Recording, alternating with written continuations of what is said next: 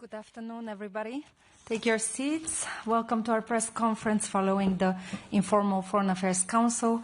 The High Representative will brief you on today's discussions with the ministers. Then we will move on to your questions. High Representative. Good afternoon, everybody. We just met with the foreign ministers in the video format to discuss latest developments in ending Russia's war. Foreign Minister Sibiha also joined us online to brief from the situation or regarding the situation from Ukrainian side. It is important that we continue to support Ukraine and pressure Russia. That is what we are working on. Everyone welcomes United States push for peace. We all want this war to end.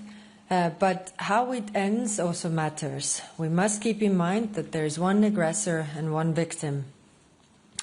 An immediate and unconditional ceasefire must be the first step to ending the war. But right now we see zero indication that Russia is ready for a ceasefire. Russia is not winding down its military machine, but ramping it up.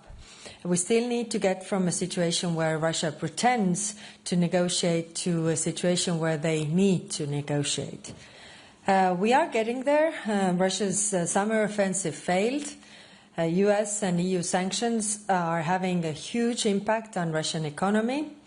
Energy revenues, economy equally are shrinking. Russia is losing cash and troops. And to increase the chances for peace, we need to increase also the pressure on Russia.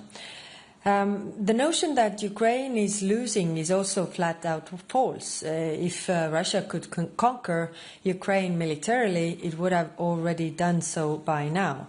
Putin cannot achieve its goals on battlefield, so he will try to negotiate his way there. To secure the best outcome for Ukraine and Europe, we have to stay the course but pick up the pace. This means more sanctions to deprive Russia of the means to fight and more military and financial support to Ukraine. In the European Council, we pledged to cover the financial needs for Ukraine for 2026 and 2027. There are, of course, several options on the table, as you know, but the reparations loan is the most clear-cut way to do this. It would send the strongest message to Moscow that it cannot wait us out, and we need to make this decision fast.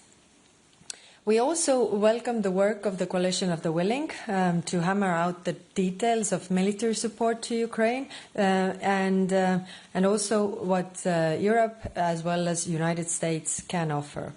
The European Union itself will make a major contribution to the security guarantees with funding, training and defense industry support. We are working on these details now, including the extension of our current missions in Ukraine. But security guarantees to Ukraine do not change the fact that the threat really here is Russia. In the last 100 years, Russia has attacked more than 19 countries, some as many as 3 or 4 times. None of these countries has ever attacked Russia. So in any peace agreement, we have to put the focus on how to get concessions from Russian side, that they stop aggression for good and do not try to change borders by force. There are rarely wars in the world where the situation is so clear-cut as it is here. We have one aggressor and one victim. The focus should be on what Russia, the aggressor, must do, not what Ukraine, the victim, must sacrifice. Today, we reaffirmed our shared principles: sovereignty, independence, territorial integrity, and Ukraine's inherent right to self-defense. Nothing about Ukraine without Ukraine. And lastly, the threat posed by Russia extends beyond Ukraine, so our work strengthening the European defense remains essential. That is also why decisions concerning the EU and NATO can be made only by the members of the European Union and NATO and nobody else. All this work is ultimately about ensuring that Russia never attacks again. The European Union will always support peace. We are in favor of any peace plan that will bring a just and lasting peace for Ukraine, but also ensures the security for Europe tomorrow. Thank you. Thank you, High Representative. Vitaly.